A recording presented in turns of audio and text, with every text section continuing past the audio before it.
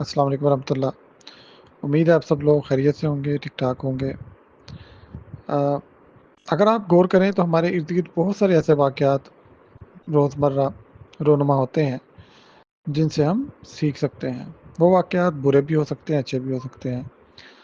برے واقعات سے ہم عبرت پکڑتے ہیں اور اچھے واقعات سے ہم لرننگز لیتے ہیں۔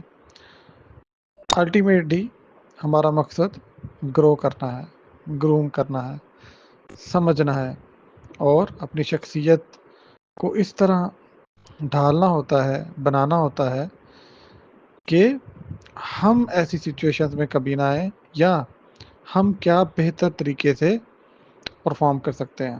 ٹھیک ہے، اپنی ذات کو بہتر سے بہتر بنانے کے لیے ہم کن پیرامیٹرز پر کس لائحہ عمل کے مطابق عمل کریں تو ہم اس زندگی کو کامیاب زندگی بنا سکتے ہیں۔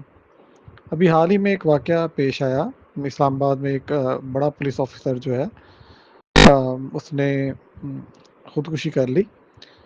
اس کے محرکات کوئی بھی تھے، معاملات جو بھی درپیش آئے، لیکن جو بات سمجھنے والی ہے وہ یہ ہے کہ ایک بندہ سی ایس ایس ٹاپر ہو، اس نے دنیا جہان کی کتابیں پڑھی ہوں، اتنا علم لیا ہو، اتنا علم لیا ہو، اور اس علم کی بنیاد پر اس نے بہت سارے لوگوں سے آگے بڑھ کر پوزیشنز لی ہوں۔ اس کے بعد اس کا پریکٹیکل فیلڈ میں ایک اچھا خاصا تجربہ ہو، مگر اس عقل مند انسان نے اتنی عقل اور شعور ہوتے ہوئے بھی ایک ایسا عمل کر لیا جو کہ مایوسی کی انتہاؤں کو چھوتا ہے۔ جب انسان بالکل مایوس ہو جاتا ہے تب یہ عمل کرتا ہے، اپنی ہی جان لے لینا۔ تو اس بات کو غور کریں کہ کامیابی، جو دنیاوی کامیابیاں ہیں، کبھی بھی آپ کو پیس آف مائنڈ نہیں دیتی۔ ایسے کئی واقعات آپ دیکھیں گے کہ دنیا میں لوگ بہت بہت کامیاب ہوتے ہیں، لیکن اصل میں اپنی روح سے کٹے ہوتے ہیں۔ وہ جو انر کالنگ ہے اس کو پہچان نہیں پاتے۔ اس کو پہچاننے کے لیے ان کو اندر ہی جانا ہوتا ہے، اور اندر جانے کے لیے آپ کو ایسے استاد کی ضرورت ہوتی ہے، ایسے رہبر کی ضرورت ہوتی ہے، ایسے رہنما کی ضرورت ہوتی ہے، مرشد کی ضرورت ہوتی ہے، جو آپ کو آپ کی ذات میں حقیقی طور پر ملوا دے، جو آپ کو زندگی کا صحیح مقصد جینا سکھا دے۔ تو جو آپ کو جینا سکھا رہا ہے وہ اصل میں آپ کو زندگی گزارنا سکھا رہا ہے۔ دیکھیں، زندگی تو گزر ہی رہی ہے۔ اگر مثال کے طور پہ آپ نور سے نہیں جڑتے، حق سے نہیں جڑتے، سیدھے رستے پہ گامزن نہیں ہوتے، بس زندگی گزار رہے ہیں جیسے بھی گزر رہی ہے، تو شیطان کو کیا پڑی ہے آپ کو آ کر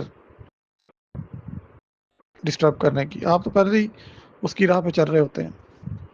مگر جیسے ہی آپ حقیقت کی طرف قدم رکھتے ہیں، جیسے ہی آپ راہ حق پر چلنے کی کوشش کرتے ہیں، تو شیطان طرح طرح سے مینپولیشن کرنے کی کوشش کرتا ہے، آپ کو جذباتی طور پہ توڑنے کی کوشش کرتا ہے۔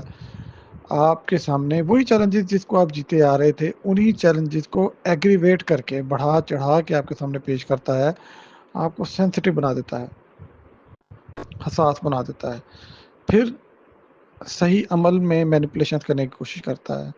لیکن جو کامل یقین والے ہوتے ہیں، آئی ریپیٹ، جو کامل یقین والے ہوتے ہیں، وہ راہ حق پر قائم رہتے ہیں، چلتے رہتے ہیں، اللہ کی رسی کو مضبوطی سے تھامے رہتے ہیں، پر امید رہتے ہیں، پر یقین رہتے ہیں، اللہ کی رحمت پر بھروسہ رکھنے والے ہوتے ہیں، تو وہ راہ حق پر چلتے رہتے ہیں۔ بات میں کر رہا تھا مایوسی کی انتہاؤں کی، کہ دنیاوی علم چاہے جتنا بھی لے لیا جائے، جتنے بڑے آپ فلسفر بن جائیں، جتنے بڑے آپ محقق بن جائیں، مدبر بن جائیں، جب تک آپ اپنی ذات کی حقیقت تک نہیں پہنچیں گے، تب تک وہ جو